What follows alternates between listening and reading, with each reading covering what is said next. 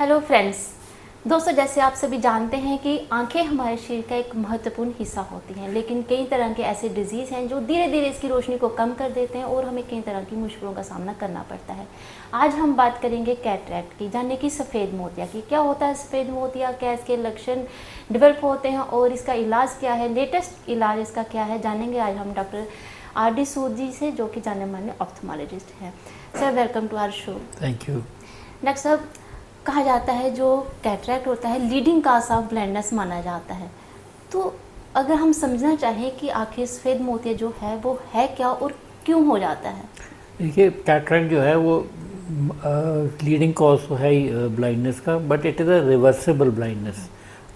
कोई चीज़ें होती हैं जो इरिवर्सिबल होती हैं। फॉर एग्जांपल काला मोतिया हो गया, वो इरिवर्सिबल होता है, बट कैटरैक्ट जो है वो रिवर्सिबल होता है। और कैटरैक्ट बेसिकली जो है वो जो लेंस होता है, जो हमारे को गॉड गिवन लेंस है, उसमें सफ़ेदी आ जाती है because of the ageing factor, या बिकॉज ऑफ सर्टन डिजीजेस, या बिकॉज ऑफ सम इंजरी और एनीथिंग ऑफ दैट सॉर्ट। उसकी वजह से कोई चोट लगने से हो जाता है, या कोई उम्र के बढ़ने से हो जाता है, तो इन चीज़ों से हो जाता है। तो ज़्यादातर उम्र बढ़ने की ये समस्या देखी जाती है जी। तो एजिंग तो सभी पर आएगी सर, तो क्या सभी को कैटरैक्ट होगा? 80 to 90% जैसे लोगों को, किसी को झुर्रियाँ आती हैं, किसी को नहीं आती, तो उसी तरीके से कैटरैक्ट भी किसी को आ जाता है, किसी को नहीं आता। But 80% of the people do suffer from cataract. उनको 80% लोगों को कैटरैक्ट होता ही होता है। ओके सर, कैसे पता चले, क्योंकि ना कोई दर्द होती है ना कोई लाली आती है आंखों में, तो कैसे पता चले कि किसी व्यक्ति को जो सफ़ेद मोतिया वो डेवलप हो चुका है? धुंधलापन शुरू हो जाता है, नज़र में धुंधलापन आता है, जैसे फॉगिंग होती है ना, जैसे कि आप मिस्ट में से देख रहे हो, फॉग में से देख रहे हो,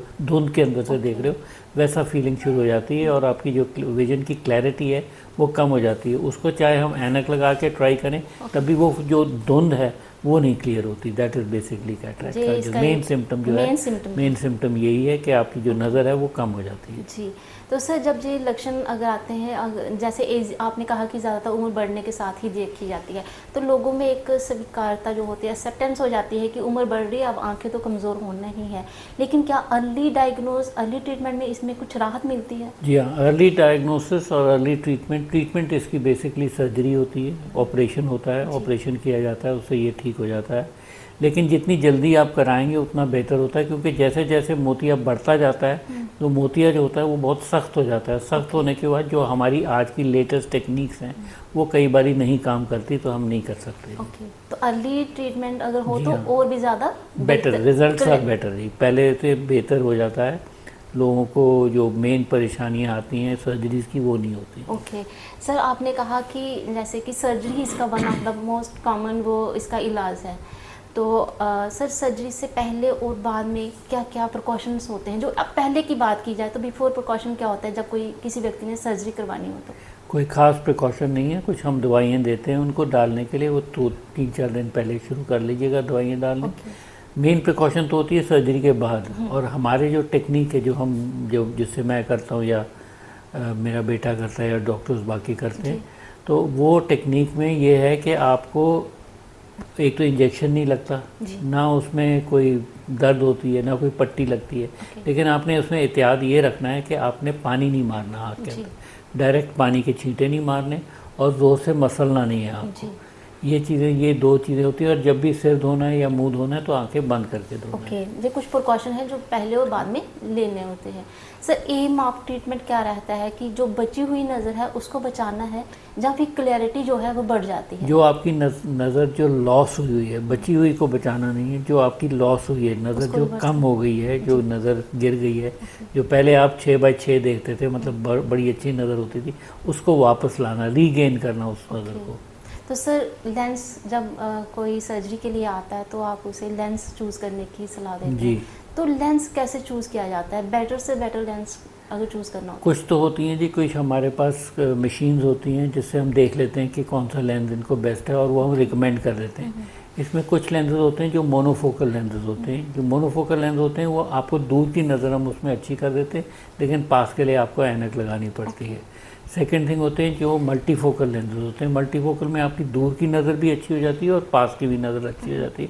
और कुछ ऐसे लेंस आ गए हैं आजकल जिसको ट्राईफोकल कहते हैं, जो आपकी दूर की भी ठीक कर देते हैं, जो इंटरमीडिएट जो बात की गई डिस्टेंस है उसको भी ठीक कर देते हैं, और पास वाली भी ठीक कर देते हैं। अब जो आ गया है एक और आ गए हैं लेंस टू टॉरिक लेंसेज, जिनको कहते हैं टॉरिक। कई लोगों को सिलेंड्रिकल नंबर होता है जी, कुछ एक्सेस पे नंबर होता है, उनको भी रेक्टिफाई किया जाता है। उसमें हम toric lenses, monofocal toric lenses, trifocal toric lenses, bifocal, multifocal, ये सारे लग जाते हैं जी, डाल दिए जाते हैं। तो सर सभी तरह के लेंस जो अगर कोई आपके यहाँ पे आता है तो जी हाँ, available हमारे हैं? पास सारे लेंसेज अवेलेबल होते हैं। जो भी पेशेंट कहेगा कि हमने, क्योंकि हमारे काउंसलर्स हैं वो बहुत बढ़िया काउंसलर्स हैं, वो सारा कुछ बता देते हैं आपको और पेशेंट को कि जी ऐसे ऐसे होगा।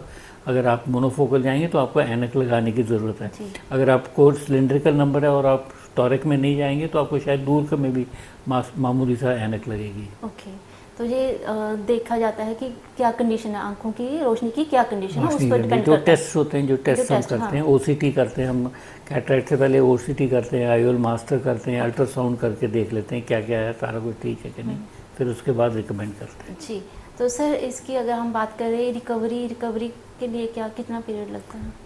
रिकवरी 40 डेज लगते हैं जी। आई की कोई भी सर्जरी हो तो उसमें 40 डेज लगते हैं रिकवरी को। और कोई प्रॉब्लम नहीं आती, हम तो उसको अगले दिन ही कहते हैं जा देखो, जितना देखना है, जहाँ मर्जी जाना है, घूमना है, फिरना है, जो मर्जी करें आप कर सकते जी हैं। सर, कहा जाता है जो आँखों की अगर बात की जाए, नज़र की जो ब्लाइंडनेस के केसेस जो आते हैं, कहा जाता है उनमें से 80% नज़र को बचाया जा सकता था। तो सर ऐसे मंत्रा हमें आप क्या देंगे कि हमारी आंखों की जो रोशनी है वो स्टेबल रहे, आगे जो बच्चों की रोशनी है वो सही रहे आंखों की, एक मंत्रा टिप्स क्या देंगे, प्रिवेंटिव मेजर्स क्या लेने टिप्स चाहिए? यही हैं जी, जैसे आप बच्चों को मोबाइल दे देते हैं यूज़ करने के लिए, प्लीज़ वो नहीं दीजिएगा, वो ठीक नहीं रहता। और कई लोग खाने के टाइम पे बच्चे को मोबाइल पकड़ा देते हैं कि जी चल बच्चा खा लेगा, वो नहीं करना चाहिए। और स्कूल्स में आपको ये करना चाहिए कि हर स्कूल में एडमिशन से पहले अपनी आईज टेस्ट करवा लेनी चाहिए, और मैंडेटरी हो जाना चाहिए कि प्रिंसिपल कहे कि जी आपने बच्चे को एडमिशन करानी तो आई का टेस्ट करा दो, सो दैट वो आपको ऑप्थेल्मोलॉजिस्ट के पास जाके चेकअप करा ले। नहीं तो इन्वेरिएबली नहीं कराते, लोग कहते हैं कि ठीक है जी बिल्कुल चल रहा है। तो these are the few things. और अपना ध्यान रखिएगा, अपनी आँखों का ध्यान रखिएगा, और ये ज़रूर करिएगा कि 40 या 50 साल की उम्र से आप एक बारी साल में जाके अपना आईज का टेस्ट कराइएगा। जी सर, आपने वैल्यू जानकारी हमें दी और कीमती समय हमारे साथ शेयर किया, हमें बताया कि सफ़ेद मोतिया की आज हमने बात की कि कैसे डेवलप हो जाता है और इसे कैसे रोका भी जा सकता है, इस पर आपने हमें जानकारी दी, आपका बहुत बहुत शुक्रिया। तो दोस्तों, डॉक्टर साहब हमें बता रहे थे कि आफ्टर 40s हेल्थ से जुड़े हुए बहुत सारे ऐसे इश्यूज़ होते हैं जिनमें आँखों से जुड़ी समस्या भी होती हैं, उन पर ध्यान रखिए क्योंकि जागरूकता ही बचाव है। जो आंखों की रोशनी कम ना हो सके, सलामत रहे आंखें आपकी, इस पर आपने अपना ध्यान दीजिए। इस प्रोग्राम में इतना ही, अगले अंक में फिर हाजिर होंगे।